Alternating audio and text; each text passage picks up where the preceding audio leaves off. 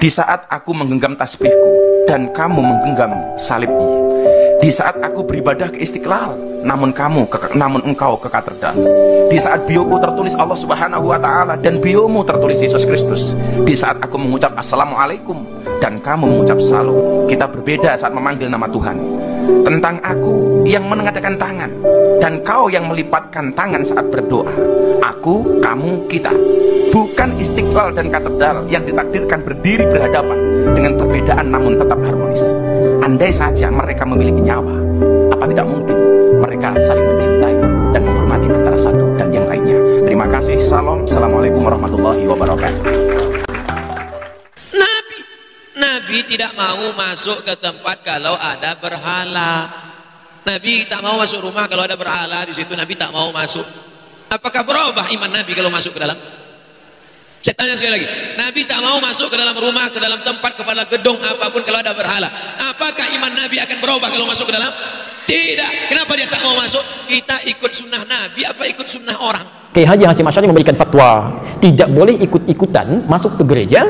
Bahkan beliau menghukumi siapa yang ikut ke sana mengatakan bizayyim, bahkan sekedar mengenakan simbol-simbol, pakai topi dan sebagainya, bahwa kafir, maka ikut dalam kekafiran mereka. Hukum berceramah di gereja,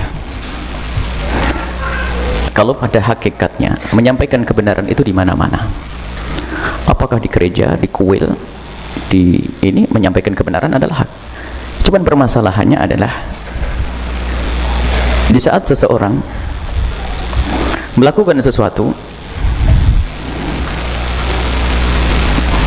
ada hal-hal yang tidak dicermati dan diperhatikan sehingga menjadi mudaratnya lebih gede, musibahnya lebih besar. Kalau misalnya yang menjandang-adakan ceramah di gereja adalah orang yang betul-betul disiplin tentang urusan agama, misalnya dia menegakkan kebenaran, misalnya apa? Meyakini bahwasanya kekafiran adalah kekafiran, setelah itu harus lemah lembut, maka di saat mengadakan ceramah di gereja tentu tidak akan ada yang bertanya. Contohnya orang yang tegas dalam syariat, misalnya satu orang yang betul tegas di dalam syariat dan dia tidak pernah main-main tentang syariat, tidak pernah merendahkan syariat, kemudian kok tiba-tiba bertemu dikumpul di sebuah gereja, bahkan di Roma sekalipun, menyampaikan satu pesan agama syariat Nabi SAW, seperti yang pernah disampaikan oleh satu pembesar di Yordan menceritakan tentang Islam di depan orang-orang Kristen. Ada sesuatu yang mulia untuk mengangkat Islam. Akan tapi ada orang ceramah di gereja itu sampai saya sudah tidak pernah kenal orang tersebut, hanya kita diberi sebelum mendapatkan video tentang ceramah tersebut, kami sudah mendengar bahwasanya ada video-video yang disebarkan dan orang yang bercerita mulutnya itu tajam, kotor, kemudian dia bergaul dengan orang-orang yang tidak punya kecemburuan kepada Islam. Setelah kita lihat di dalam ceramah tersebut, mengucapkan solawat saja ditarik, solawat saja ditarik, kayak nyesel dia bersalawat kepada Rasulullah SAW. Allah SAW, oh shollu ala Nabi. Jadi kayak main-main tentang Islam. Jogeman ngerusak tempat ibadah wong liya, jangan-jangan saudara kita yang minoritas di negara lain jadi korban sasaran. Nah niatem ngono iku toleransi yang baik. Kiai Jogeman ngerusak tempat ibadah wong liya, jangan-jangan saudara kita yang minoritas di negara lain jadi korban sasaran. Saya berkali-kali cerita, di mana-mana cerita. Hukum berteman orang fasik gimana? Pasti orang jawab haram karena takut ketularan orang fasik. Tapi kalau dibalik, hukumnya bina orang fasik gimana? Ya baik, umatnya Nabi. Bisa bina kalau berteman. Kamu bisa bina orang fasik tanpa berteman? Gak bisa. Jadi kalau dibalik, hukum berteman orang fasik gimana? Haram. Hukumnya bina orang fasik? Baik. Bisa bina kalau berteman. Berarti berteman orang fasik? Assalamualaikum warahmatullahi wabarakatuh. Setelah beredarnya orasi kebangsaan saya di sebuah gereja di Jakarta Utara, tepatnya di GBI Penjaringan atas undangan panitia. Saat itu saya hadir bersama Gubernur DKI Jakarta, Mas Anies Baswedan, Sekjen PBNU, Gus Helmi, dan beberapa tokoh agama, ada FKUB lah di sana. Dan itu atas undangan mereka. Acara yang diberikan kepada saya pun judulnya Orasi Kebangsaan dalam rangka peresmian GBI, bukan dalam rangka peribadatan. Dicatat, dalam rangka peresmian, bukan dalam rangka peribadatan. Gara-gara itu kemudian saya dihujat banyak netizen dengan mengatakan Miftah sesat, Miftah kafir, syahadatnya batal, dan lain sebagainya. Gus Miftah marah? Enggak, saya bersyukur, alhamdulillah. Nah, saya kemudian hanya mikir begini, orang seperti saya yang kebetulan dikasih oleh Allah menjadi orang yang mampu membimbing sekian ratus orang untuk bersyahadat menjadi seorang mu'alaf. Hanya gara-gara video tersebut saya dikatakan kafir. Luar biasa. Itulah dakwah zaman sekarang. Kalau dakwah zaman dulu, tugasnya adalah mengislamkan orang kafir, dan dakwah hari ini mengkafir-kafirkan orang Islam. Kemudian ada pertanyaan, apa kemudian landasan atau dalil yang melatar belakangi hadirnya Gus Miftah di acara tersebut, selain tentunya diundang oleh panitia? Oke, akan saya bacakan satu kutipan keterangan dari kitab Mausu'ah Fiqih Kuwait. Kitab ini berisi tentang ensiklopedia persoalan fikih dari berbagai madhab. Kira-kira begini penjelasannya, tolong disimak. Bismillahirrahmanirrahim. Yara al-Hanafiyah annahu yukrahu lil muslim dukhulil bi'ah wal kanasiyah li'annahu majma'u syayatin la min haitsu innahu laisa lahu haqqud dukhul. Wa dhahaba ba'du syafi'iyyah fi ra'yin ila annahu la yajuzu lil muslim dukhuluha illa bi'idhnihim. Wa dhahaba al-ba'dul akhar fi ra'yin akhar ila annahu la yahrumu dukhuluha bighairi idhnihim. Wa dhahaba al-Hanabilah ila anna lil muslim dukhuli bi'atin wa kanasiyatin wa nahwihima was salata fi dhalika. Wa Ahmad yukrahu in kana thamma suratun. Wa qila mutlaqan wa dzakara dhalika fi ri'ayah wa qala fil mustaw'ib wa tasihhu salatul fardhi fil kana'is wal bi'i ma'al karahah. Wa qala Ibnu Tamim la ba'sa bi dukhulil bi'i wal kana'is allati la suwar fiha was salata fiha. Wa qala Ibnu Aqil yukrahu kallati fiha suwarun. Wa haka fil karahah riwayataini. Wa qala fi syarhi la ba'sa bis salati fil kanisiyah an-nadifah. Ruya dzalika an Ibnu Umar wa Abi Musa wa hakau an jamaah. Wa kari Ibnu Abbas wa Malikun as-salata fil kana'is li ajli suwar. Nah, di dalam keterangan ini minimal ada 4 perbedaan pendapat ulama tentang masuk gereja bahkan sholat yang ada di dalamnya. Saya pikir saya nggak perlu menerjemahkan karena para netizen terutama yang menghujat saya tentunya lebih alim daripada saya. Jadi saya pikir nggak perlu diterjemahkan, pasti Anda sudah paham. Terima kasih, salam cinta saya kepada semuanya termasuk yang berbeda pendapat dengan saya bahkan yang menghujat saya. Matur nuwun. Assalamualaikum warahmatullahi wabarakatuh. Apalagi gitu istana mati karena dijunta istrinya.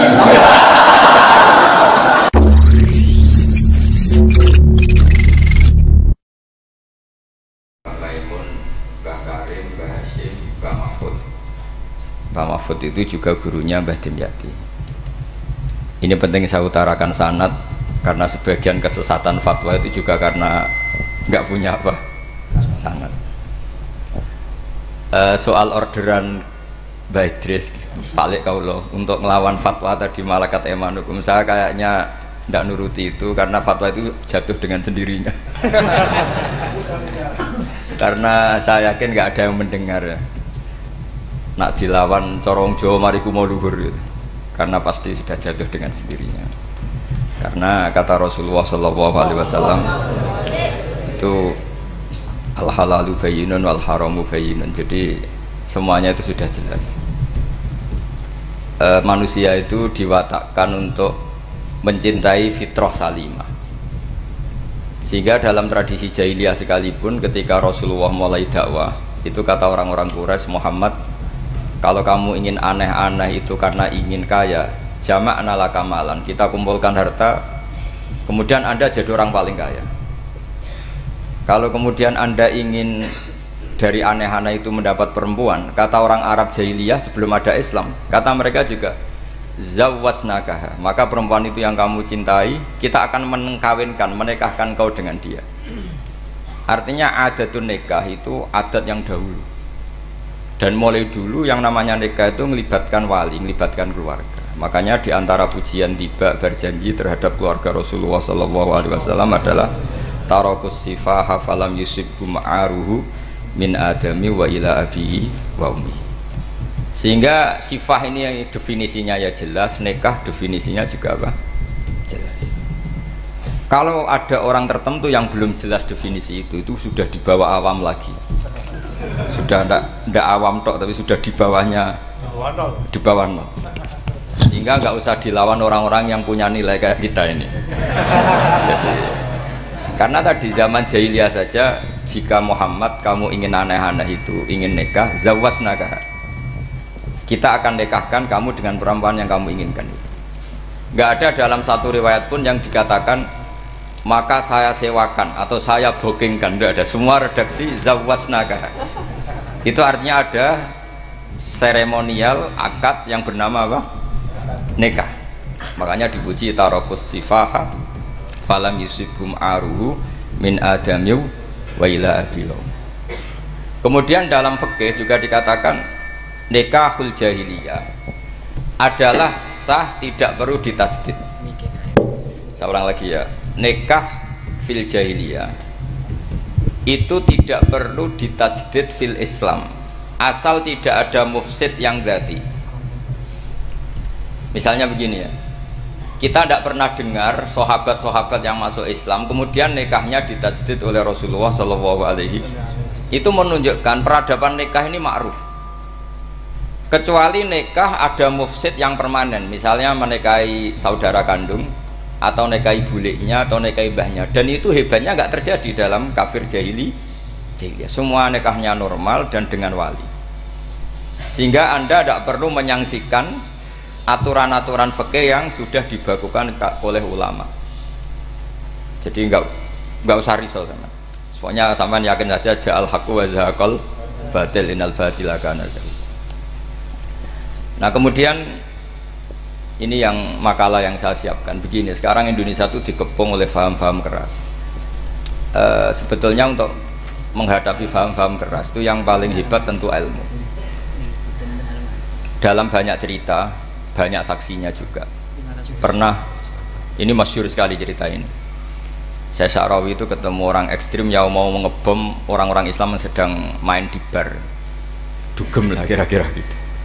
Karena di dunia Allah kok maksiat tok, ini baiknya mati aja daripada hidup, daripada ngeleng-ngeleng bumi gitu. Terus ditanya sama Syekh Sya'rawi, kalau betul mereka jadi mati, aina masiruhum, lalu mereka mati terus kemana? Dijawab oleh ekstremis tadi, ya ilanar, karena mereka matu fi finil maksiyah, mati ketika maksiat. Terus jawabnya si Syekh Sya'rawi, lalu kalau mereka ke neraka itu keinginan Rasulullah apa keinginan kamu? Apakah pernah Rasulullah itu berkeinginan umatnya mati masuk neraka? Ya enggak. Ya sudah, kalau itu tidak keinginan Rasulullah jangan lakukan. Itu kan satu ilmiah yang luar biasa. Rasulullah tidak pernah ingin umatnya mati dalam keadaan siap masuk neraka. Makanya tidak usah mati pas itu ya. Bener MC tadi, kalau mati milih tanggal dan milih tempat. Ya itu diantara pujian-pujian yang masyhur tuh, yang dulu sahabat ada yang muji Rasulullah itu, khuliqta mubarra'un min kulli aibin faka'an nama khuliqta kama tasha. Jadi itu sebenarnya makalahnya sahabat, tapi yang untung Mustafa Atif karena dapat uang banyak dari nyanyi itu. Jadi itu sebenarnya makalah normal dari pujian seorang sahabat, tapi yang untung Mustafa Atif. Mungkin yang untung juga pengundangnya karena ternyata abadi ya. Tapi itu makalah itu dah. Nah cerita Imam Sya'rawi tadi, Sya'rawi Sya'rawi Mutawali Sya'rawi ya, mufassir itu. Saya punya kitabnya itu 27 jilid. Saya sebagai peneliti itu ya ndak tasdek amat, karena saya butuh adit ya, butuh penguat itu. Dan penguat itu pula yang saya bawa ke sini. Ya ini saya baca terjemahnya dulu, nanti saya baca Arabnya supaya dapat barokahnya Rasulullah SAW sebagai Jami'ul Kalim. Nabi pernah didatangi seorang bedui. Bedui itu Arabi, orang kampung. Minta sama Nabi, karena Nabi itu tidak orang kaya, tentu kira-kira saya bayangkan ya dikasih 50.000 atau 10.000. Si Arabi ini tidak terima, dan tidak terima ngomong di depan umum. Ketika Rasulullah tanya, apa saya sudah baik sama kamu? Kata si Arabi tadi, tidak, karena kamu kikir hanya ngasih saya segini. Sahabat hampir marah saja karena Nabi tersinggung gitu. Tapi Nabi lalu mengajak orang itu ke dalam rumah. Kira-kira kalau Indonesia mungkin ditambah 200.000 atau 300.000. Kemudian, apa ini cukup? Ya cukup. Kamu sudah puas? Ya puas. Fajazakallahu min ahlin wa asyiratin. Dipuji-puji Nabi. Kemudian kata Rasulullah, ayo kita keluar. Keluar nemuin khalayak begini. Khalayak rame tadi. Kamu tadi mengkritik saya, menghujat saya di depan umum. Maka kamu sekarang harus memuji saya di depan umum. supaya clear. Akhirnya mau dia, oke kita mau.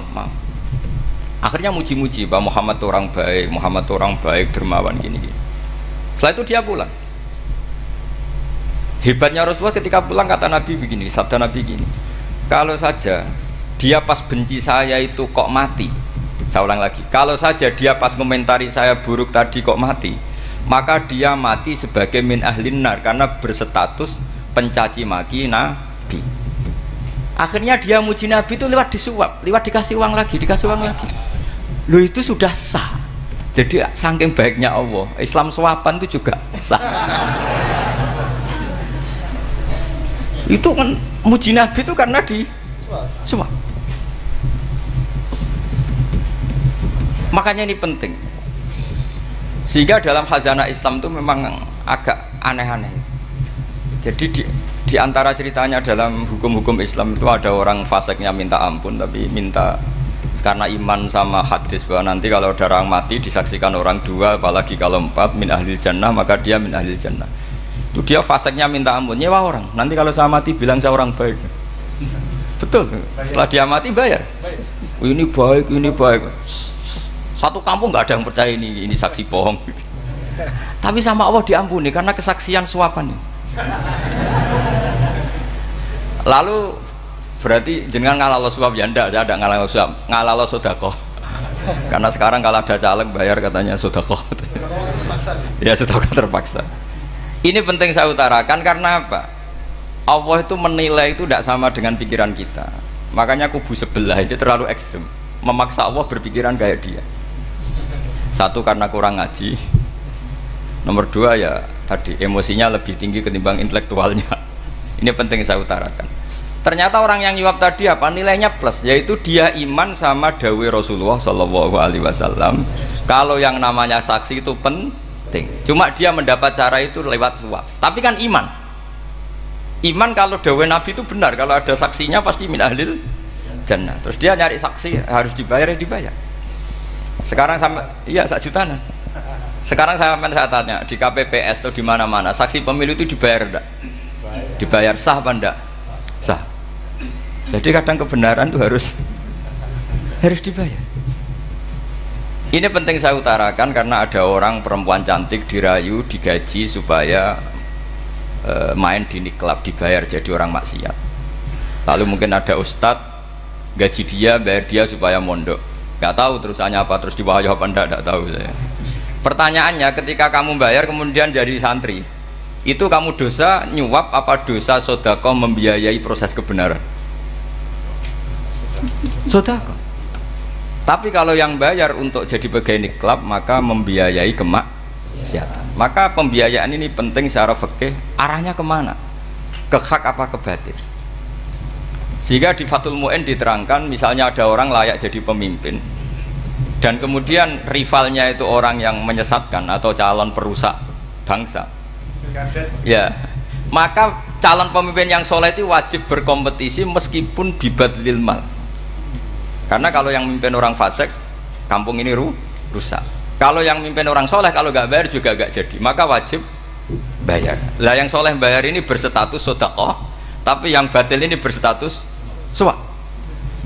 Kenapa demikian? Karena yang namanya riswah atau ada yang baca ruswah adalah pembayaran untuk mengehakkan barang batil dan membatilkan barang hak. Sementara pembiayaan orang soleh adalah untuk memperkuat hak. Nah orang tuh nggak tahu, yang ngajinya ndak hatam-hatam tuh taunya pokoknya ar-rosi wal murtasi benar. Tapi nggak pernah mikir lalu definisi riswah atau ruswah itu apa. Ini bukan provokasi supaya semua calon bupati gubernur nyuap ndak, hanya nyuruh mereka sedekah saja. Jadi kalau nggak jadi, tapi sedekah betul ya, kalau nggak jadi ya tetap ikhlas, dari awal memang sedekah. Lah soal gremeng ya bawaan manusia gitu ya. Ya nggak apa-apa namanya tetap gremeng.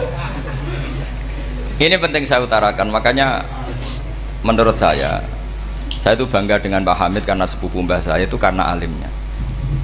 Meskipun banyak orang mensifati beliau wali dan memang wali betul, tapi saya tetap menstatuskan beliau orang alim yang dari kelaziman alim itu beliau wali. Jangan dibalik, wali dulu baru alim. Karena dalam Beliau orang Lasem dan kaidah di Lasem itu fakullu alimin waliyullah wa laysa kullu waliyillah aliman. Jadi kalau kaidah di daerah Jawa Tengah itu semua orang alim pasti wali, tapi kalau wali tidak mesti alim. Sehingga kalau menstatuskan alim itu keren. Kalau di Jawa Tengah status alim itu keren. Dan soal keramat yang kaitannya dengan Mbah Mun itu masyhur itu dulu ketika Mbah Hamid santai-santai sama Pak Taifur sama keluarga lah. Beliau mau istirahat, kemudian yang datang Kiai Maimun, Mbah Mun zaman itu masih dipanggil Gus. Sopo pur, ada Pak Taifur di situ. Kata Pak Taifur, saya kalau manggil Pak D itu Gus Mun. Dan itu Mbah Hamid ngendikan rojulun alimun waliyullah. Itu orang lelaki yang alim yang waliyullah. Jadi beliau muji Mbah Mun juga alimun dulu, rojulun alimun wali. Ini penting saya utarakan karena kesanatan keilmuan beliau jelas dari beberapa keluarga di Lasem. Karena di daerah Fakhriyah itu yang tempat lahirnya Mbah Hamid juga lahirnya Mbah saya. Itu mbah-mbahnya sudah orang alim, termasuk Kiai Sidik Jember itu juga lahirnya di kawasan pondoknya Mbah Hamid Fakhriyah. Kemudian Kiai Sidik punya anak yang namanya Ahmad Sidik yang jadi apa? Rois Am yang sekarang ada Gus Wirjon macam-macam, itu semuanya juga keluarga Lasem. Nah, saya cerita keluarga ini penting bukan karena tafakhur atau tabai, bukan, karena Allah itu membuat satu tradisi besar memang lewat dzurriyyah. Sehingga Allah ngendikan misalnya ulaikal ladzina an'ama Allahu 'alaihim minan nabiyyin min dzurriyyati Adam wa mimman hamalna ma'anu wa min dzurriyyati Ibrahim wa Israila wa mimman hadaina wastabaina. Karena tanpa dzurriyyah itu enggak ada tradisi, enggak ada kultur.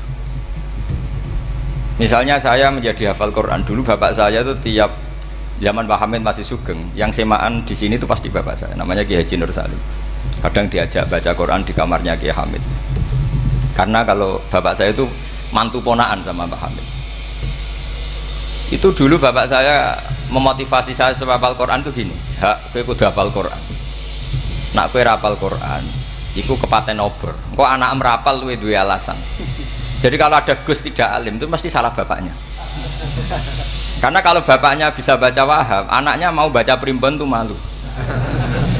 Tapi kalau bapaknya sudah bacanya WA, anaknya jadi primbon. Era cucu sudah dukun. Era cucu sudah kayak Dimas Kanjeng, nanti itu pasti. Karena nggak ada rasa malunya. Tapi kalau bapaknya alim baca Wahab misalnya, juga qanaah, anaknya juga itu figurnya. Terus cucunya juga gitu figurnya, makanya disebut dzurriyatam ba'duha min ba'd. Ini penting. Dulu Mbah Mun itu sering ngijazahi saya, itu persis ijazahnya bapak, ijazahnya Mbah Hamid. Kalau punya amplop itu ya dibeda-bedakan, ini amplop dari tamu, ini dari pejabat, ini dari orang fakir. Sehingga penggunaannya juga sesuai itu, tidak serampangan. Karena dianggap amanat, kalau kita salah tasarruf maka menjadi hisab. Kalau sekarang nggak salah dikumpulkan. Orang desa salam template wadol pitik kuru wedhus kuru ambek guse tuku HP seri terbaru itu kan kasihan itu.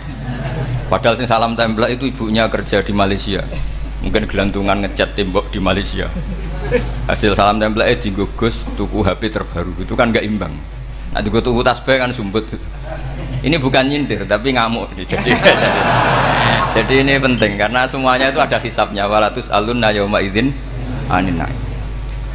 Karena tradisi ini harus kita teruskan ala qadril istithar. Karena itu nanti yang mengawal ilmu. Kemudian termasuk tradisi mengakui santri goblok, ini penting. Itu enggak ada santri sebarokah santri goblok. Makanya dulu Mbah Mun, Mbah Hamid, Kiai alim itu kalau sama santri goblok ya tidak benci. Enggak kayak sekarang semua orang bikin sekolah unggulan. Sekolah unggulan itu kritik saya hanya memproduksi orang-orang yang nantinya mendapat. Kalau kamu punya santri hafal Quran, nanti hadiahnya umroh, langlanya umroh, santri pinter hadiahnya beasiswa. Tapi hubungannya sama negara itu mendapat. Sementara santri yang goblok hidup di pedalaman Kalimantan, karena di sana belum ada masjid, bikin masjid. Sebagian hartanya dipakai masjid, sebagian hartanya dipakai bangun masjid. Ini yang goblok pendiri masjid, yang pinter pengajian di masjid dibisaroi uang kas masjid. Artinya gini, ya kalau halalnya halal, tapi kita mbok yo roh hikmahnya orang-orang goblok gitu. Supaya kita tetap ngaji Rabbana ma khalaqta hadza batila. Semua ini ada gunanya. Subhanaka ma khalaqta. Jadi semua ini ada gunanya. Maka bagi santri-santri yang goblok, tolong nanti saya di Fatihai karena saya ini pembela Anda. Lo yang ngomong biar saya, karena saya terkenal santri pinter. Kalau yang ngomong sampean goblok kan nggak ada yang percaya. Oh, padune podo gobloknya kan gitu. Yang ngomong harus saya. Saya itu niru Rasulullah Shallallahu Alaihi Wasallam. Nabi itu kalau ada santri serabakat pinter, itu diwaris sak surat usung nang mulai pinter. Banyak itu. Balighu anni walau ayah. Ada sahabat ngaji hanya diajari idza zulzilatil ardu, sudah kamu pulang, sudah pinter. Karena betul. Sekarang coba diangen-angen, ada santri alim alamah, mungkin bakasnya furu'iyah, gimana hukumnya Jumatan jumlahnya itu 40 kurang atau 40 pas imam, kemudian ada yang batal satu, hukumnya gimana? Dia mikir furu'iyah, sementara yang goblok, dia di desa tertinggal gak ada masjid, piye caranya dia masjid? Ini bikin aslul ibadah, yang sini sudah khilaf tentang yang gak penting. Jadi orang goblok kadang lebih keren. Akhirnya apa? Duriannya yang goblok nanti jadi orang alim alama ngekholi wong goblok, karena pendirinya biasanya orang pati pinter. Itulah Allah Subhanahu wa taala. Ada bikin sesuatu itu sia-sia. Nah, saya ini korban ilmu itu. Akhirnya santri saya banyak yang nggak jelas. Ya, tapi ya saya terima saja. Saya santri itu macam-macam. Ada yang profesor, ada yang doktor, ada yang goblok, ada yang baru tobat kemarin. Ada yang Cina lagi seneng ahli sunnah wal jamaah, macam-macam. Semuanya ngaji sama saya. Karena saya tetap berkeyakinan Rabbana ma khalaqta hadza batil. Ini penting saya utarakan karena khazanah kita ini jangan digerus oleh orang yang tidak bertanggung jawab. Pernah ada di hadis Muslim, ini cerita di Sahih Muslim. Ada seseorang sedang sujud kemudian diinjek oleh orang fasik. Saya ulang lagi, diinjek. Rokobahnya yang diinjek itu rokobahnya. Lehernya itu diinjek sama orang fasik.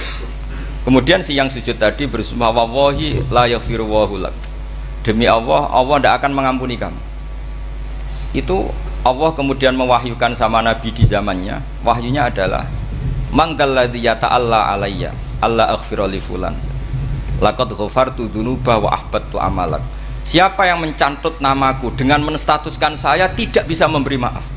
Sungguh orang itu saya maafkan, dan yang ahli ibadah amalnya tak cabut semua, tak hapus semua. Karena Allah tuh nggak boleh distatuskan sesuai keinginan kita. Kita sedang soleh terus mengatakan orang lain tidak soleh, Allah tidak akan ngampuni. Ngampuni tidak, itu wilayahnya Allah, dan Allah yaf'alu ma yasha. Dan Allah berkali-kali memaklumatkan dirinya yaghfiru liman yasha wa yu'adzibu man yasha. Tapi ini kubu sebelah nyifati Allah hanya wa yu'adzibu, kubu sebelah kan gitu. Tidak pernah kalau Allah disifati yaghfir. Bagaimana Allah nggak tersinggung? Allah selalu distatuskan yu'adzib. Itu kira-kira kalau Allah kan gini, saya ini bisa u'adzib, bisa aghfir, kenapa status saya tinggal yu'adzib? Ini ngaji di mana, khatam enggak gitu kan gitu. Makanya resikonya ahli sunnah itu masyhur tuh Pak Hamid Pasuruan, tamu macam-macam diterima. Ketika orang benci Golkar itu ada tamu dari Golkar juga diterima. Ketika orang nggak mau diberi hadiah oleh orang Golkar, Pak Hamid ya diterima. Bilang ke bapak, mengaku lo mau wainur, duit enggak ono gunane dhewe. Sing marai rawan hisab itu kan kamu dapat uang nggak jelas kemudian kamu pakai pribadi. Kalau orang-orang soleh kan nggak pernah dipakai, kan aman saja. Loh, dihisab apanya? Wong hanya peralon. Kalau istilahnya Mbah Hamid itu peralon. Datang diberikan orang lagi, datang diberikan lagi. Kalau kena kamu kan hisab. Terus kamu nyate makan wareg glegeken. Wah itu uangnya nggak jelas dipakai nyate glegeken, ya mesti hisab. Kalau nggak jelas ya disedekahkan. Kalau ingin bebas apa? Bisa. Tapi kalau sering sedekah biasanya nggak bebas dari miskin. Tapi kalau kamu wali kan tetap kayak Pak Hamid itu masyhur bisa kok. Tapi kan nggak jadi miskin. Kamu nggak terkenal sakok tapi miskin. Ini nggak wali. Ini penting. Jadi kebanyakan orang ekstrim karena mensifati Allah Taala itu hanya dengan status yu'adzib, tidak dengan status yaghfir. Dan itu mereka harus ngaji lagi. Kurang apanya Rasulullah SAW? Nabi sebagai manusia benci sekali sama pembunuh Hamzah karena qatilu ahabbin nasi ila Rasulillah. Yaitu sama Wahsy. Siapa yang nggak tahu Wahsy? Qatala ahabban nasi ila Rasulillah, itu qatala Hamzah.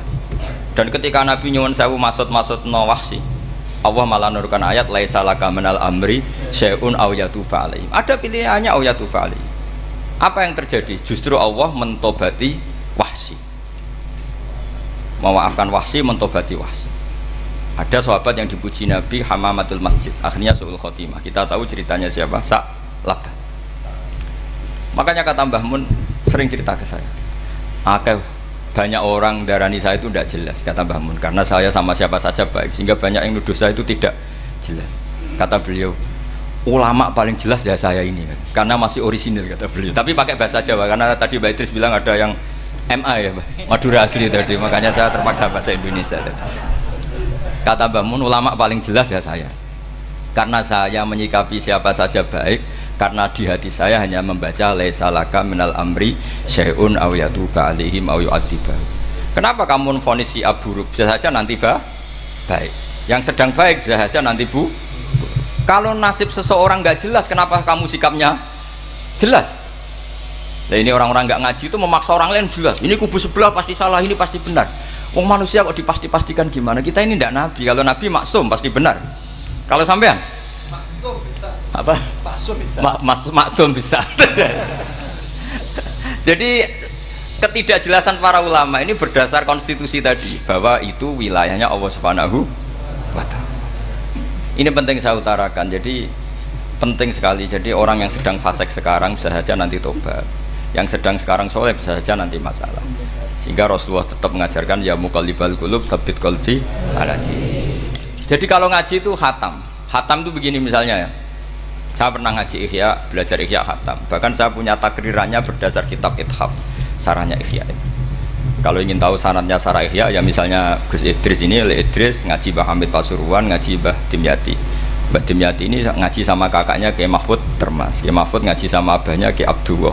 Kiai Abdullah ngaji sama abahnya Kiai Abdul Manan. Kiai Abdul Manan ini mulazim terhadap Sayyid Murtado Az-Zabidi. Jadi kalau santri Salafiyah ini ya kira-kira topkoh Sabiah. Karena Mbak Idris Sadisa ya kira-kira sampean itu dari pengarang Ithaf itu baru topkoh berapa? Sabiah, masih keren. Turun pitu. Masih kaya lah. Lah kamu kok miskin? Turun ke 8 katanya kan. Jadi nanti kalau masih keren. Itu sampean ngaji kitab kalau khatam, saya ulang lagi kalau khatam. Itu memang ada bab-bab di mana ulama itu harus tegas, harus tafriq bainal haqqi wa bainal batil. Oke, itu bagus. Mana yang hak, mana yang batil kita bedakan. Di bab itu bagus. Tapi kalau nanti kamu ngaji bab tawadhu, lihat di Bidayatul Hidayah atau di semua kitab tasawuf, bab tawadhu itu, kalau melihat kamu orang kafir, kamu melihat orang apa?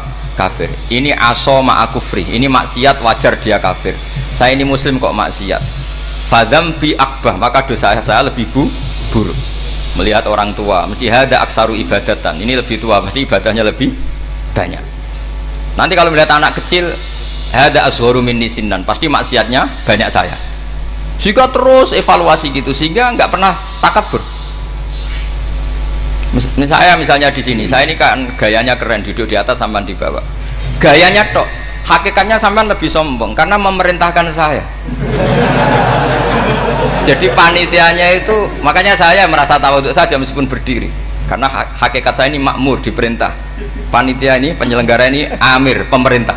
Kira-kira sombong mana? Itu sekali saya tidak memaafkan, finnar itu.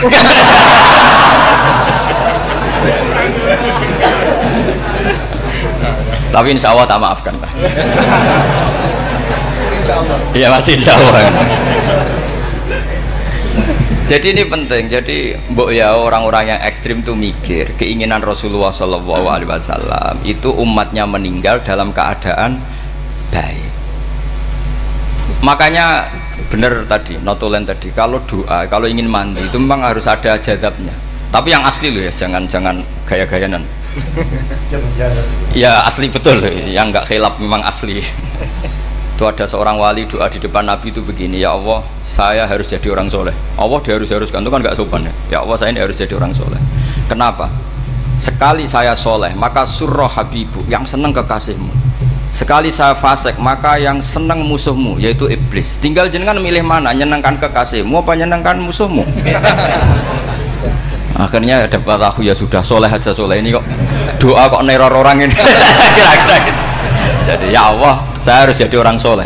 Kalau saya jadi orang soleh, surroh habibuk, yang senang kekasihmu. Kalau saya jadi orang fasik, yang senang musuhmu. Sedangkan tinggal milih saja, menyenangkan kekasihmu apa menyenangkan musuhmu. Kira-kira Allah senang mana? Senang menyenangkan. Wah, itu doa paling mustajab. Tapi syaratnya harus anti bikolbin dan dari ijazah nggak mandi, itu ijazah nggak mandi. Maka ini tidak saya ijazahkan. Nanti kalau kamu ngalami isak sendiri, ngalami wujdi sendiri, terus ngalami itu, insya Allah makbul. Tidak mau gaya-gayanan copy paste, nggak diterima itu. Jadi wali-wali dulu itu kalau berdoa itu sederhana, tapi dari hati yang paling dalam.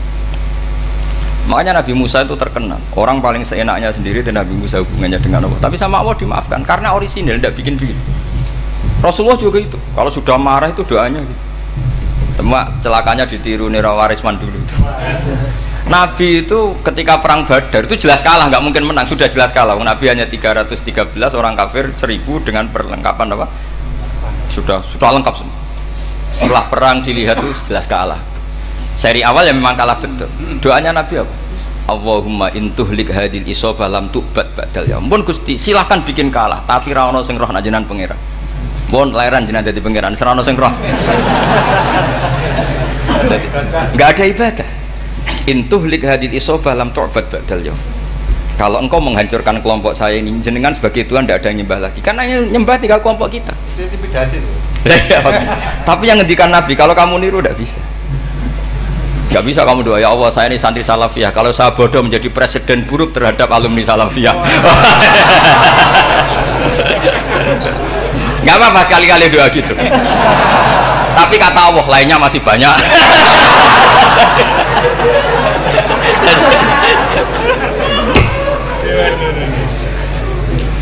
Tapi itu syaratnya tadi harus ada al-wujdi wasima. Jadi makanya Imam Ghazali punya kitab al-wujdi wasima.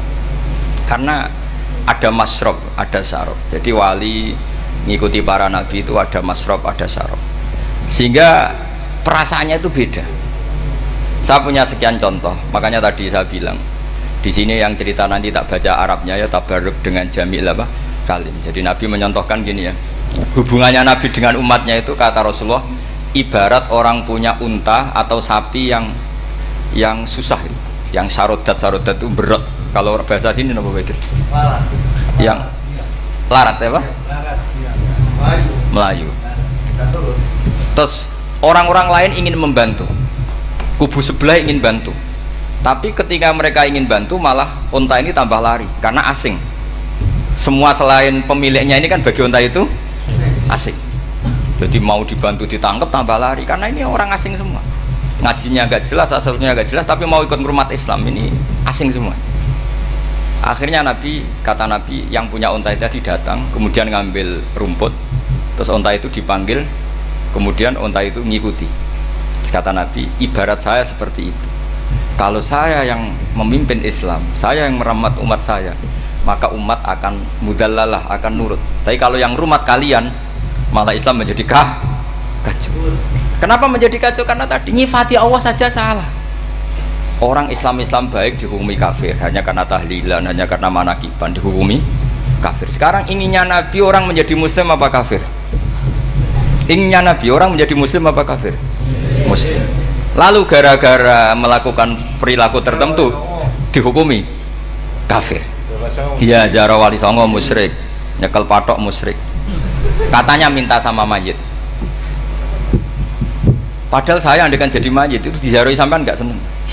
Nggak senengnya karena ya kadang murid itu jari gurunya ya kurang ajar. Masa gurunya dibilang gini, ya Allah, ingkana musinan fazid fi ihsani, wa ingkana musian fatajawas andu. Kata gurunya, soleh tenan darani ingkana. Makanya saya tidak suka zaman ziarah ke saya, kecuali doanya ditasihkan dulu ke saya. Makanya nggak boleh ziarah itu pada Nabi, bisa murtad kan? Coba itu baca di depan Nabi, murtad nggak? Ya Allah kali ini baik maka gini, kalau buruk. Masa Nabi baiknya ingkana? Lah orang-orang yang menyerang kita kan itu nggak ada zaman sahabat doa seperti itu. Ya mesti nggak ada, mana mungkin sahabat baca itu di depan Nabi.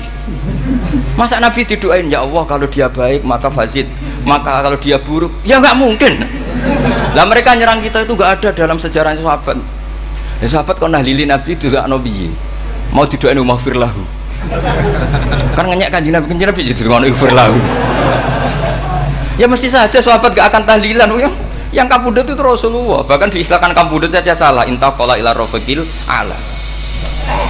Nah kalau sampai harus ditahlili, kalau enggak yang rokok betul. Amalnya pas-pasan, dosanya berkelanjutan.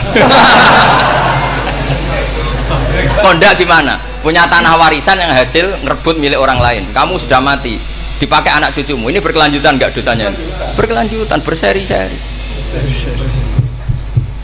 Mereka kalau nyerang kita kan sahabat tidak melakukan itu untuk Nabi, ya nggak mungkin lah sahabat mendoakan itu pada Nabi, kan nggak mungkin. Coba kalau kamu jadi mayit, terus kamu gurunya, terus ada murid kamu bilang Allahumma in kana musinat fazid fi isani wa in kana musian fatajawaz anhu. Mesti kalau kamu bisa bangun. Ya Allah, cong meyakini saya soleh itu masih ingkana. Kalau guru saya soleh, maka kalau guru saya buruk, maka itu kan taklek namanya apa? Itu kan kurang ajar. Saya tidak pernah doa gitu di depan Muhammad Basura, tidak pernah.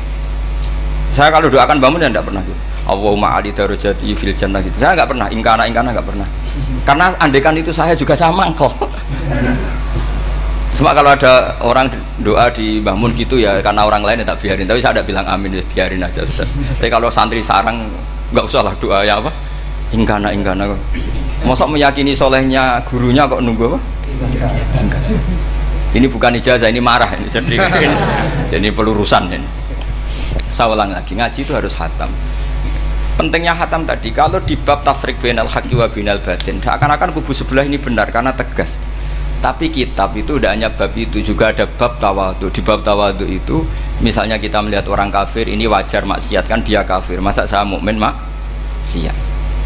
Dan ini kafir bisa saja nanti husnul khotimah, saya muslim bisa saja su'ul khotimah. Jika tetap tawadhu, melihat yang lebih sepuh ini aksaru ibadatan minni, melihat yang kecil asghar berarti aqallu maksiatan minni, sehingga melihatnya itu tawadhu. Jadi kalau di bab tawadhu semuanya orang itu mungkin. Nah di sini Rasulullah SAW mengajarkan, ketika malaikat Jabal bilang, Muhammad, orang yang mendustakan kamu saya tungkepi gunung biar mati semua.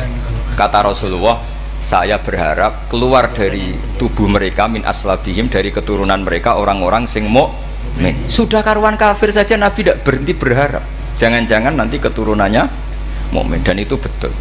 Kita tahu Abu Lahab punya anak Darroh itu mukminah, Abu Jahal punya anak Ikrimah juga mukmin. Dulu Walid bin Mughirah musuh besarnya Rasulullah punya anak Khalid bin Walid. Sekarang orang-orang yang abangan gak hafal Quran, kadang anaknya hafal Quran lewat program PTPQ, kadang yang hafal Quran malah anaknya tidak hafal. Makanya kalau pas wisuda sampai bingung, gurunya itu sampai nangis. Kenapa nangis? Ini anaknya orang nggak hafal Quran tak wisuda hafal, saya gurunya tidak hafal kata. Lah kenapa bisa jadi hafid? Karena guru sewaan kata. Itu banyak sekali. Ini penting saya utarakan supaya ekstremitas itu berkurang. Logika-logika yang dibangun ulama itu ngikuti riwayat. Agama itu ngikuti riwayat, bukan sekedar akal. Saya punya contoh ketika kitab Ihya menutup kitabnya, yaitu Imam Ghazali. Itu ada dua orang. Ini di akhir kitab Rojak dan dipakai nutup kitab Ihya sebagai rojaknya Imam Ghazali. Ada dua orang min ahli nar dipanggil sama Allah. Ini sekaligus ijazah. Kali ini ijazah betul. Yang dipanggil ke surga itu masih muqayyad dan biangkalil jahim, masih muqayyad, masih dibelenggu sama atribut neraka. Terus sama Allah ditanya, piye jong kabarin rokok? Wah syarra makanan Gusti mun rokok jenengan takokno sekarang ra enak jen. Terus kata Allah, ya sudah kamu kembali ke sana karena kamu memang orang fasik. Itu lari, semangat mau ke neraka. Ini ijazah. Semangat disuruh kembali ke neraka itu semangat lari.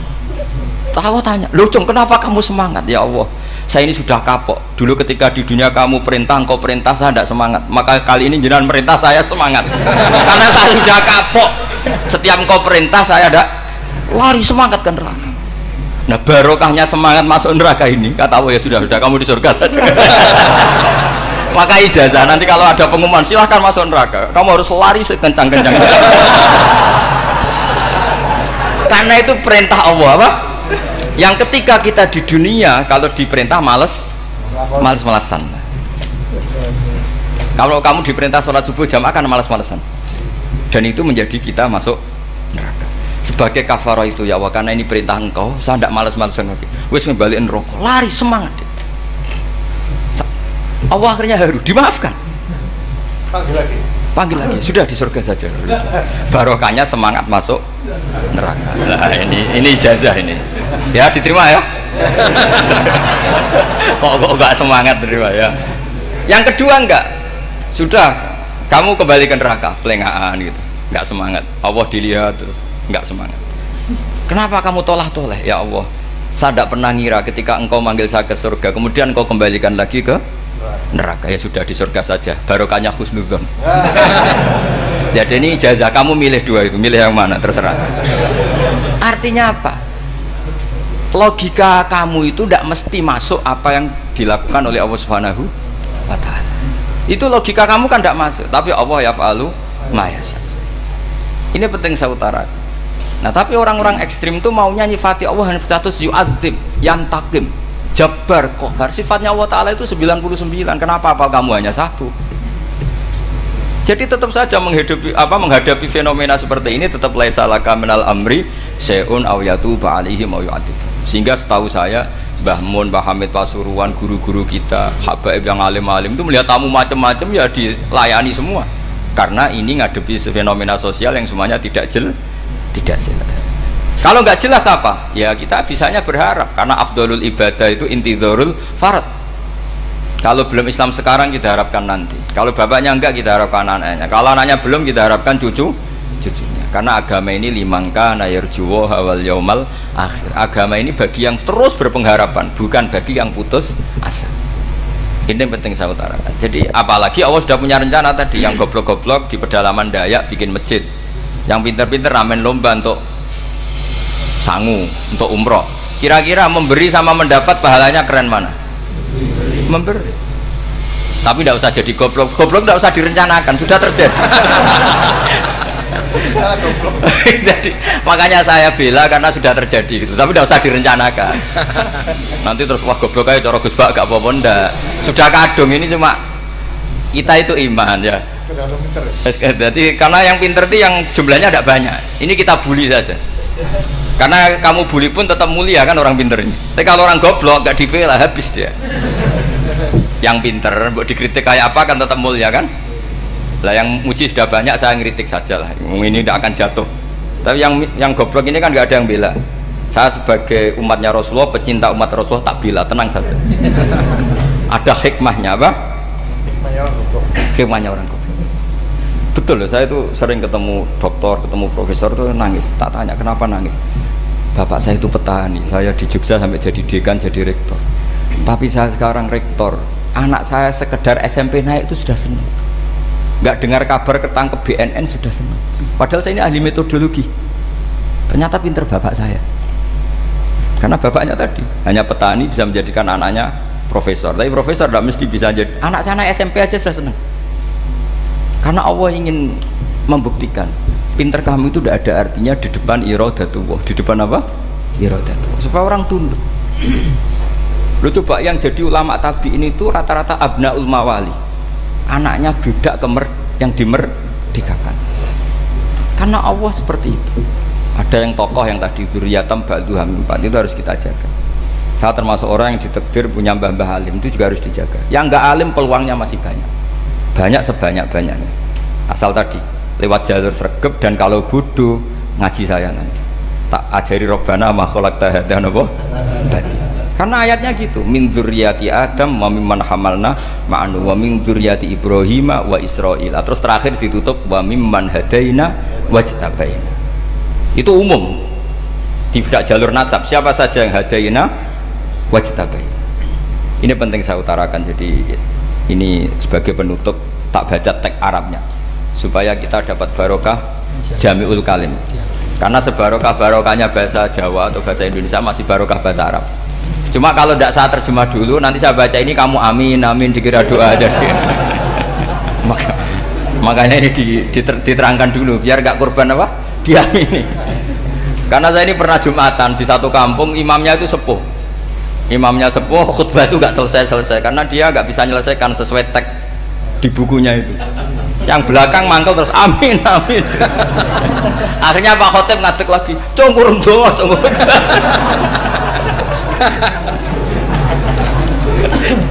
Ya, ini masih teks Arab atau yang belakang sudah apa? Amin amin gitu. Ya saya baca. Disimak. Bismillahirrahmanirrahim. Wa ruwiya anna arabiyan ja'ahu yatlubu min husai'an fa'atahu. Tsumma qala ahsantu ilaika. Dikasih sesuatu ya tadi saya contohkan, misalnya dikasih hanya 10.000. Qala al-arabiyyu la wala ajmalta, kamu ya belum berbuat baik. faghadibal muslimun wa qamu ilaihi. Orang-orang Islam marah besar karena Nabi dikomentari la ajmalta, kamu tidak orang baik. Fa asyara ilaihim an kuffu, kata Nabi jangan kamu pukulin. Kalau di Madura sudah tuntas tuh kena celurit itu kalau. Sumakoma, kalau di MA tadi di Madura asli tadi ya. Sudah tuntas. Sumakoma wa dakhala manzilahu. Setelah itu terus arsala ilahi sallallahu alaihi wasallam wa zadahu syai'an. Kemudian Nabi menyuruh dia, ayo masuk rumah terus ditambahi. Faqala ahsantu ilaika qala na'am fajazakallahu min ahlin wa asyiratin khairan. Setelah ditambah banyak sama Nabi, saya sudah baik sama kamu. Wah, baik kalau sekarang baik. Itu mengatakan baik karena ditambah uang loh. Bukan karena dari nuraninya, karena ditambah uang, ditambah duit. Amplopane ditambahin. Faqala lahu nabiyyu sallallahu alaihi wasallam, innaka qulta ma qulta wa fi nafsi ashabi min dzalika syai'un. Fa in ahbabta faqul baina aydihim ma qultu baik. Ma qulta baina yadayya hatta yadhaba ma fi sadrihim alaika. Kamu tadi ngomong dan menjadikan sahabat saya tersinggung. Coba sekarang klarifikasi supaya mereka clear apa? Itu menunjukkan klarifikasi itu termasuk wataknya Rasulullah sallallahu alaihi wasallam. Tadi kamu menyinggung saya di depan umum, maka sekarang kamu muji saya juga harus di depan umum supaya clear, supaya mereka tidak punya perasaan macam-macam. Sudah akhirnya qala na'am falamma kana al-ghadu awil asyu jaa faqala sallallahu alaihi wasallam inna hadzal arabiyya qala ma qala fazidnahu fazama'nahu radiya kadzalik qala na'am fajazakallahu min ahlin wa asyiratin khairan.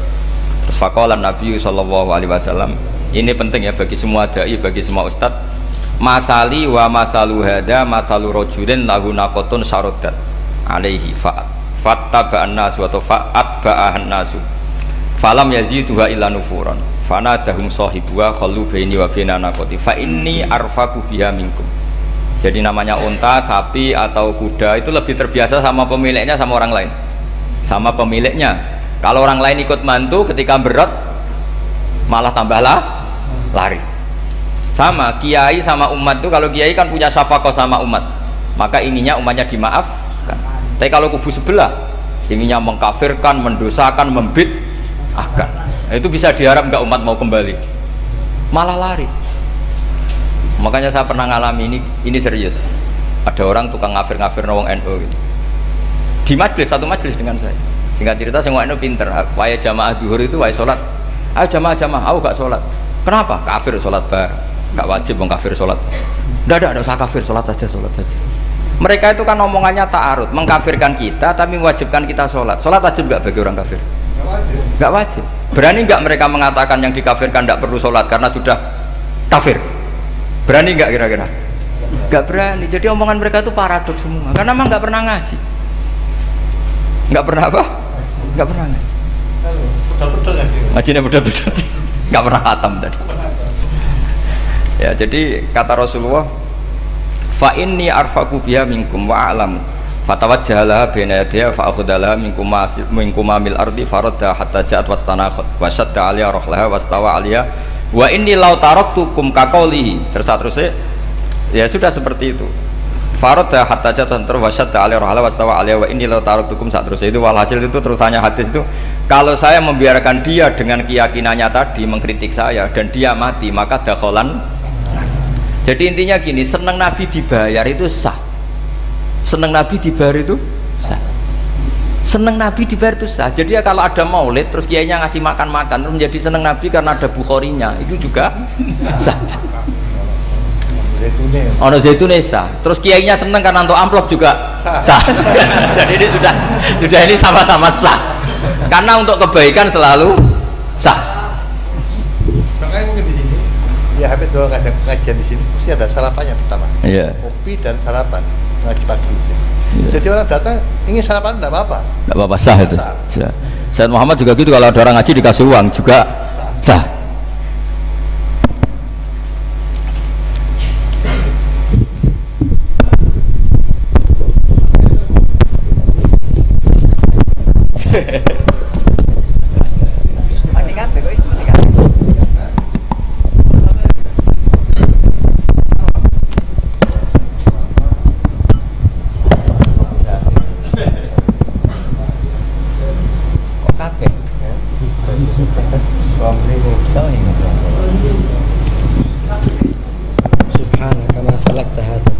Ya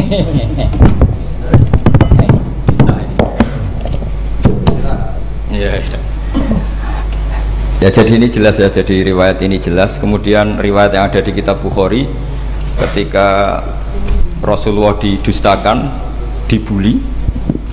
Ini wa ana mahmum ala wajhi falam astafik illa wa ana biqarni sa'alib, yang di bawah garis itu ada yang di Bukhari. Farafatu rasi fa idzan ana bi sahabatin qad adallatni fa nadartu fa idzan fiha jibril fa nadani faqal inna wa qad sami'a qala qaumika laka wa maraddu 'alaika wa qad basa ilaika malakal jibal litamurahu bima syi'ta fihim fa nadani malakul jibal fa sallama 'alaihi tsumma qala ya Muhammad faqala dzalik bima syi'ta in syi'ta an udbika alim al-akhsaban faqala Nabi sallallahu alaihi wasallam bal arju ayyukhrijawahu min aslabihim ma ya'budu wa wahdah la yusyriku bihi syai'an. Jadi Nabi menghadapi yang sedang kafir saja enggak putus asa, bisa saja mereka nanti melahirkan anak-anak yang Islam. Jadi kalau ada kiai menghina orang kafir itu jangan melihat kiai kok kancanan wong kafir. Yang benar itu kiai yang penuh harapan, sehingga sama orang kafir saja berharap. Tapi sekarang enggak, kiai kancanan wong kafir, kiai kok kancanan wong fasik. Logikanya dibalik, kiai nelateni wong kafir nak menawa anak turune masuk Islam, kiai nelateni wong fasik anak menawa dadi soleh. Logikanya harus seperti itu. Nah soal perang itu beda. Perang kan mereka sudah menstatuskan diri ingin bunuh kita, tentu kita harus berani untuk mempertahankan diri. Tapi kalau kondisi normal tidak bisa seperti itu. Ini kan kondisi normal. Itu Rasulullah ya nggak boleh, karena tadi bahkan kalau saya pernah ngaji ini di Sidogiri, pernah cerita Rasulullah jejer Nabi Nuh. Ada seorang wali, pasnya Abu Hasan Asyadili. Siapa Abu Hasan apa? Asyadili. Mimpi ketemu Rasulullah jejer Nabi Nuh. Kemudian Nabi Nuh itu digojlok sama Rasulullah. Kamu pernah maksudkan kaum kamu, bisa saja fi aslabihim atau fi zuhurihim ada nasamatan sing tu'minu billah. Sekarang misalnya begini ya, ini orang kafir. Di sini itu ada gen yang ribuan ila yaumil qiyamah. Bisa saja gen-gen yang sekarang masih di zuhurihim, karena kalau apa gen di lelaki diistilahkan fi zuhurihim, ini saja nasamatan tu'min. Nasama yang nanti mukmin. Kalau dia mati kan berarti kamu membunuh calon orang mukmin berikut. Jadi, tapi ya sama. Tapi kalau kamu bilang dibiarkan, bisa saja ini ada nasamah sing calon kafir. Berarti kamu membiarkan kekafiran. Nah di sini hebatnya Allah. Allah bikin Nabi Nuh mewakili istihad potensi kekafiran berlanjut, sehingga beliau bilang wala yalidu illa fajiran kafaro. Paham ya kan? Rabbila tadzar alal ardi minal kafirina dayara innaka intadzarhum yudillu ibadaka wala yalidu illa fajiran kafaro. Logika itu terwakili oleh Nabi Nuh. Logika bisa saja ini ada nasamatan untuk minubillah, itu terwakili oleh Rasulullah bal arju ayyukhrijawahu min aslabihim may ya'budu wa la yusyriku bihi syai'an. Kayak apa untungnya kita jadi umat Rasulullah sallallahu alaihi wasallam? Masalahnya Nabi Nuh gak Nabi Nuh, Nabi Muhammad. Jadi kira-kira istiadat kamu ikut Nabi siapa? Kalau main hantam ya ikut Nabi Nuh. Kalau main rojak berharap Nabi Muhammad. Ya sudah, sampean ikut mana tuh? Nabi Muhammad. Ini penting saya utarakan supaya apa-apa itu terukur lewat ilmu. Ya pokoknya istilah kayak Wali Songo yang tercerminkan sampai ke kita kayak Pak Hamid, karena Pak Hamid ini sanadnya secara gen sampai Sunan Bonang, di silsilah itu sampai Sunan Bonang. Saya punya catatan nasabnya Mbah Hamid Pasuruan sampai Sunan Bonang, ditulis Mbah Him itu ya, pas 40 harinya Mbah Hamid itu silsilah itu. Saya kira demikian, saya mohon maaf atas semua kesalahan. Wah, baru mulai. Ya, Santi Putri itu gak usah mikir besar, berat-berat, yang penting nurut suami, itu kata para suami.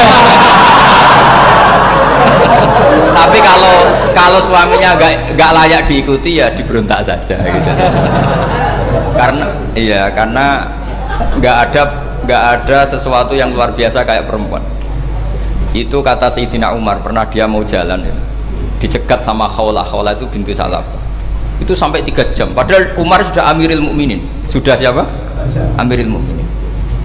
Tapi ketika ditanya, kenapa engkau berhenti karena orang tua ini? Kamu tahu orang tua ini siapa?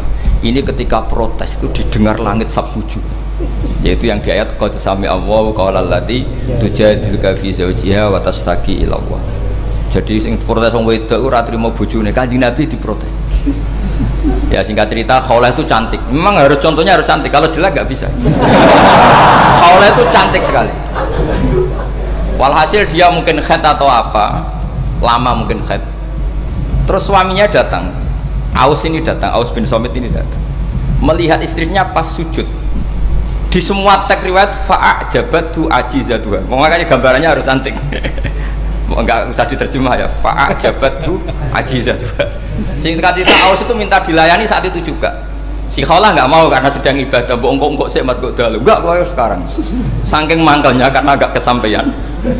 Ya orang lanang kan gitu, mesti kotor kalau nggak kesampaian. Terus Zuhara min dia melakukan dihar. Anti aliyah ka dhuhri ummi. Dulu dihar dalam hukum jahiliyah adalah tolak. Setelah ditihar, Aus getulnya bukan main karena Khawlah ini cantik. Makanya contohnya cantik karena kalau nggak cantik nggak getun gitu. Terus kalau nggak cantik juga suaminya nggak kesusu gitu. Sudah tahu semua pokoknya gitu punya nada. Singkat cerita akhirnya suaminya datang ke Rasulullah. Ya Rasulullah, saya ini sangat mencintai istri saya, tapi tadi saya keterucut dihar dia. Lalu solusinya gimana? Ini karena tambahnya khas perempuan, kata Mbak Idris, ya sudah tak turut, ini khas perempuan. Kemenangan partai apa? Perempuan. Tapi tidak PSI, ini kemenangan partai perempuan. Kata Rasulullah, sementara hukumnya begitu. Kalau dihar itu biman zilatit tolak. Ya sudah, kamu nggak bisa kumpul lagi sama dia. Istrinya dikasih tahu, protes. Apa? Hukum apa-apaan itu? Diparani Rasulullah. Ini hukum tidak benar ya Rasulullah. Ya tapi setahu saya hingga detik ini saya sebagai Nabi hukumnya baru begitu. Nggak benar. Dibantah terus sama Nabi diancam gini, kalau engkau tidak bisa memutuskan tak laporkan Allah.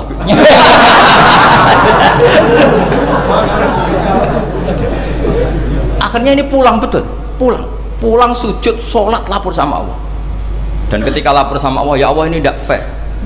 Lapornya tuh jorok sekali. Qad nasartu lahu batni akala syababi wa nasartu lahu batni akala syababi. Muda saya sudah dihabiskan sama suami saya. Wa nasartu lahu batni, tidak usah diterjemah. Tapi ketika saya sudah tidak muda, sekarang saya mau diceraikan lewat apa? Dia. Terus wa innali auladan, saya ini punya anak banyak. Indomam tuhum ilayya jauh. Kalau saya rawat pasti mereka kelaparan. Karena saya miskin, saya seorang perempuan. Tapi wa indomam tuhum ilaihi do'u. Nak tak elokno bapak mesti ditinggal wayang, wah kira-kira gitu. Wayang gerutu sendiri. Akhirnya Allah jawab bahwa dihar itu tidak tolak. Lah akhirnya Nabi manggil dia, panggil perempuan tadi. Padahal Nabi gak dengar, itu di kamarnya sendiri perempuan tadi. Terus qad sami Allahu qala allati tujadiluka fi zawjiha wa tashtaki. Itu semua teks ya tujadilu. Allah mendengar perempuan lati itu perempuan tujadiluka sing madoni kowe Muhammad. Nek ada dikai di padon wedok enteng, Nabi saja dilabrak. Wes musuh perempuan tuh repot.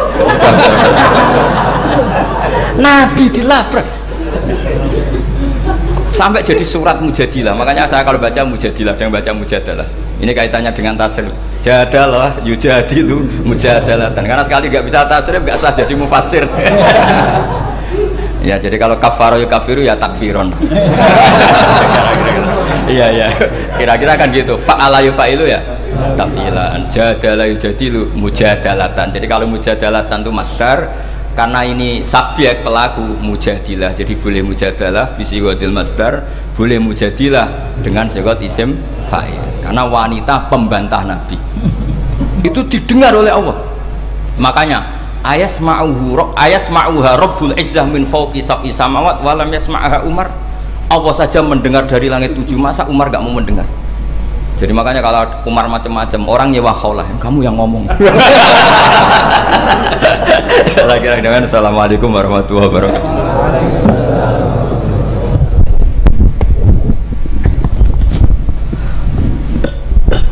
Luar biasa nih. Alhamdulillah, mudah-mudahan menjadi ilmu yang bermanfaat. Dilanjutkan dengan sesi dialog. Untuk termin pertama kami beri waktu kepada 3 penanya. 3 penanya yang bukan termasuk yang goblok-goblok tadi ya. Monggo, silakan.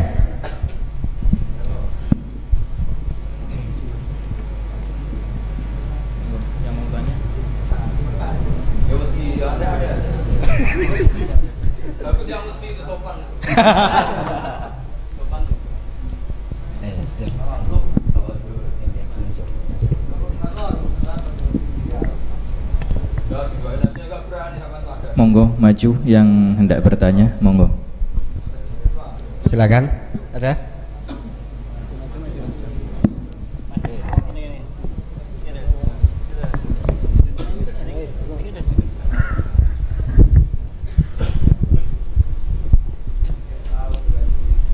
Bismillahirrahmanirrahim. Assalamualaikum warahmatullahi wabarakatuh. Nama saya Ahmad Mufaddal Rasid MA, Madura asli. Bismillah, pertanyaan saya, dalam sektor sosial dan politik, kenapa kita menyaksikan para praktisi dakwah memiliki berbagai pandangan yang saling bertentangan dan berjauhan? Atas jawabannya terima kasih. Yang kedua monggo.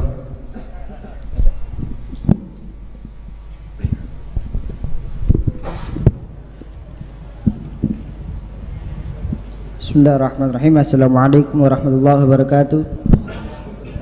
Nama saya Ahmad Syarif Hidayatullah.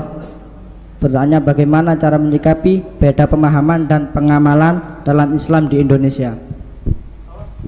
Bagaimana cara menyikapi beda pemahaman dan pengamalan dalam Islam di Indonesia? Wassalamualaikum warahmatullahi wabarakatuh. Terakhir, satu lagi. Maju. Assalamualaikum warahmatullahi wabarakatuh. Nama saya Syafril. Berdasarkan dari beberapa serapan dari media sosial, beberapa kubu saling mengutarakan kebenarannya masing-masing. Pertanyaan saya, kebenaran itu dinamis atau statis? Matur Enggak. Kan setelah jawab terus selesai, jadi langsung menang. Seperti yang saya utarakan berkali-kali, ngaji itu memang harus khatam. Sebetulnya itu gampang sekali. Tadi pertanyaan pertama gimana? Perbedaan itu. Kenapa dalam dakwah banyak pertentangan? Tidak, perbedaan saya bacanya. Kamu baca pertentangan, saya baca perbedaan. Jadi dalam fiqh dakwah itu kan ada fiqhul ahkam, fiqh dakwah. Sebetulnya itu gampang sekali kalau kita insaf.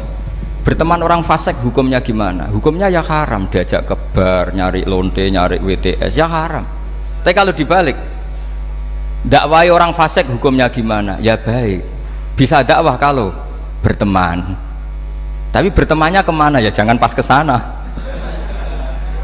Artinya gini, kalau ada ulama bilang nggak apa-apa berteman sama orang fasik, berteman yang proses dakwah. Haram berkawan orang fasik pas acara di bar.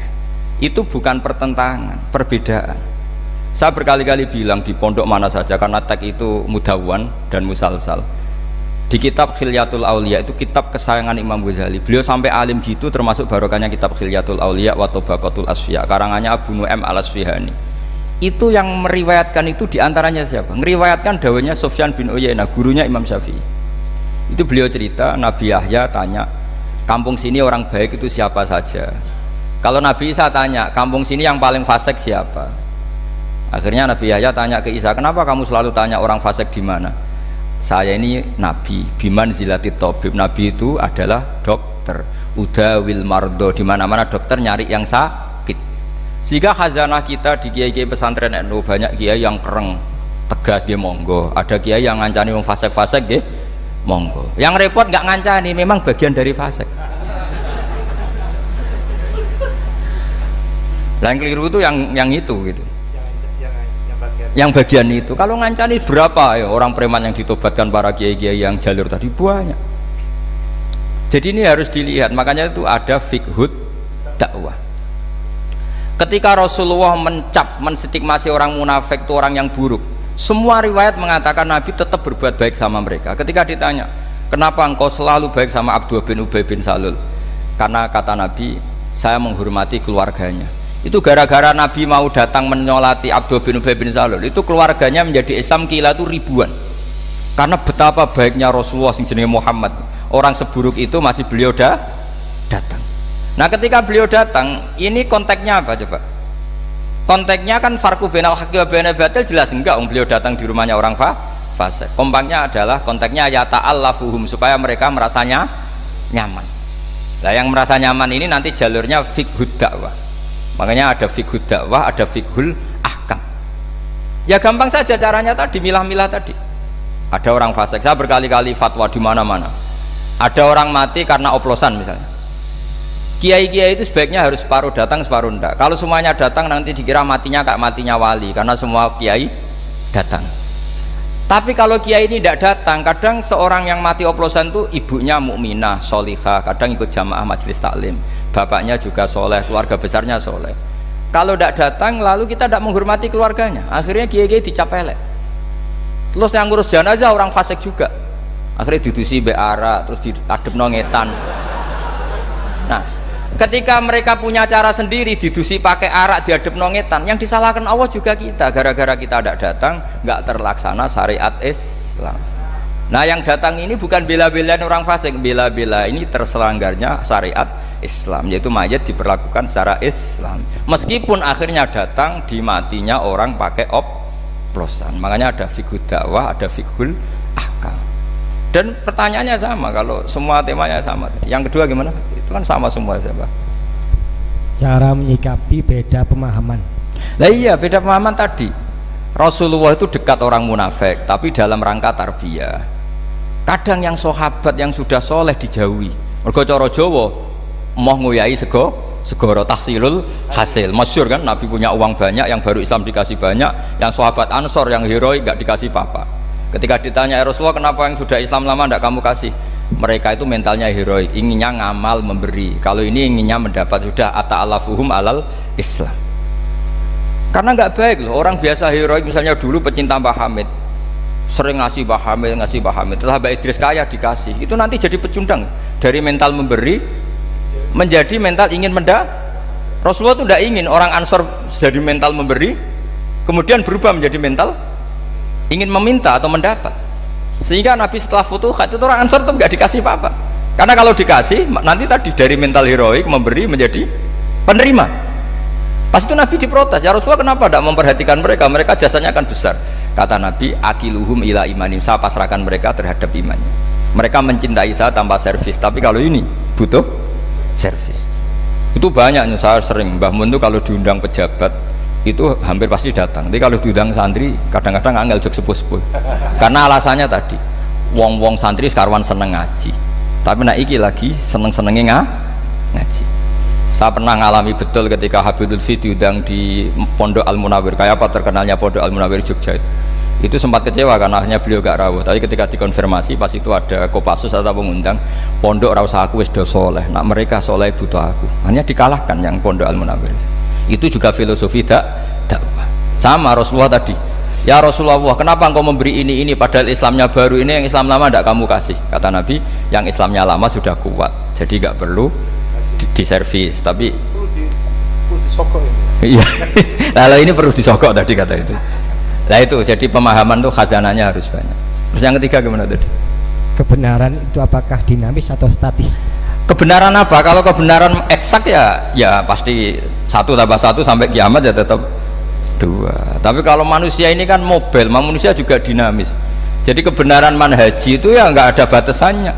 Kamu sama anak sendiri, sama istri sendiri, kadang baiknya tegas ya tegas, baiknya ramah ya ramah, baiknya hujron ngeneng ya harus ngeneng. Karena kalau ramah terus ya repot. Pas itu marah kamu ramah, dianggap ngenyak, yakin. Kowe bojomu pas ngamuk terus senyum-senyum, kira-kira dianggap baik apa ngenyak? Kira-kira saja. Jadi semua itu ada aturannya. Misalnya sowan kiai itu baik, sowan kiai baik, tambah banyak tambah baik, terus sowan setengah papat, tok assalamualaikum. Bunyi-bunyi kok sowan, jadi sowan kiai apik, Mbah. Sama itu, semua itu ada batasannya dan manusia pasti tahu. Itu kan ibarat seorang istri bilang, "Pak, opo wae rebuk be aku, kita ini sudah menyatu." Iya deh, aku pengen wayo. Wah, padahal sudah bilang apa saja, tapi tetap saja apa saja yang enggak itu kan gitu. Katanya apa saja kamu dukung, ternyata setelah apa saja kamu sebutkan kecuali itu kan. Artinya gini, Islam tuh ya begitu. Ada sesuatu ayat atau apa saja yang perlu tegas ya tegas, perlu lunak ya lunak. Makanya itu hebatnya Abu Bakar dan Umar. Abu Bakar itu jadi wali karena layinal janib, karena orangnya ramah. Tapi dia tahu tidak semua kebenaran terwakili orang ramah, makanya dia menunjuk Umar sing ghalid, yang keras. Itu bukti. Makanya Indonesia itu bagus, yang ramah juga kenal yang keras, itu bagus. Karena memang, makanya Rasulullah itu Abu Bakar sudah Islam, masih berdoa wa ma'izal Islam bi Umar. Karena Abu Bakar itu sopan. Jadi kalau dibully orang kafir, Rasulullah disakiti ya main sabar. Rasulullah sudah mikir, nak gak ono petarung repot. Ketika melihat Umar di pasar Uqad itu petarung hebat. Kata Rasulullah, kalau yang Islam ini itu keren. Makanya doa wa ma'izal Islam bi Umar. Umar didoakan hanya 2 hari masuk Islam. Masuk Islam langsung marani Nabi. Engkau ini orang yang benar, ngapain sembunyi-sembunyi? Harus tegas. Seorang orang kafir diparani, awas ganggu Rasulullah Muhammad, tak bacok kamu, tak bacok kan. Akhirnya Allahumma izal Islam pertama bihadil umaran, akhirnya kesampaian siapa? Umar yang khotob ya, bukan Amr bin Hisham. Jadi ini penting saya utarakan. Artinya apa? Kebenaran tidak semuanya terwakili orang sing layinal janib. Buktinya lam yaktafi Rasulullah bi islami Abi Bakar, tapi masih ingin dengan Islamnya Umar. Karena tadi ini penting saya utarakan. Jadi cobalah yang legowo secara ilmu. Ya kayak tadi misalnya saya Mbak Idris, banyak ulama termasuk jenis orang alim, tapi kan nggak bisa dakwah di Dayak. Barokahnya orang alim jadi di pusat-pusat Islam kayak di Pasuruan. Coba kalau kita ada alim mungkin di pedalaman Dayak bikin masjid. Jadi yang nggak alim ya barokah, karena supaya sama tak ceritani, saya punya sanad musalsal ila Rasulillah sallallahu alaihi wasallam. Nanti dimasuk usulnya Rasulullah itu sampai saya figura. Ketika ada hisab itu tidak usah dibayangkan karena Allah tidak terkaifiahkan. Allah, Jibril sama Rasulullah. Singkat cerita yang mau masuk surga kira-kira kiai induan lah. Kiai induan ya kayak Mbah Hamid mungkin ya kayak kiai induan. Pertama yang Nabi usulkan apa? Ai Rabbi ibaduka abaduka fi atrofil ardi. Kiai-kiai di pojok-pojok Dayak itu ya banyak tuh Gusti, itu tolong diperhatikan. Sing gak ono namane tadi. Sing gak diparani calon presiden, calon gubernur sing gak ganggu-ganggu. Itu Nabi matur, ibaduka abaduka fi atrofil ardi. Banyak hamba engkau di pojok-pojok bumi yang nyembah jenengan. Pojok-pojok gunung. Iya, pojok-pojok gunung. Makanya itu termasuk nanti tanggal 10 saya ke Korea, karena mereka TKI TKW, tapi di sana bangun masjid di daerah ateis. Di daerah apa? Ateis. Itu uang mereka kerja untuk bangun masjid. Kamu kadang disalami template pakai kas masjid. Ya gak apa-apa kalau halalnya halal, cuma mikir itu maksudnya halal, saya yakin halal karena kiai nanti ya paling gue bangun masjid ini kan mau oper-operan tok. Karena kiainya di pondok disangoni masjid, gue bangun pondok ya mau oper-operan gitu. Yang repot kena kiai medit itu rusak gitu dunia pokoknya. Pokoknya mau medit itu rusak, dunia rusak. Kamu tahu alamatnya medit tuh? Qoribun minan nar, itu sudah. Kata Nabi kan wal bakhil qoribun nanar, jadi baitun minallah baitun minal jannah qoribun. Kalau tanya alamatnya medit di mana Gus, ya qoribun nanar, deket-deket situ. Jadi ini saya kira demikian. Assalamualaikum warahmatullahi wabarakatuh.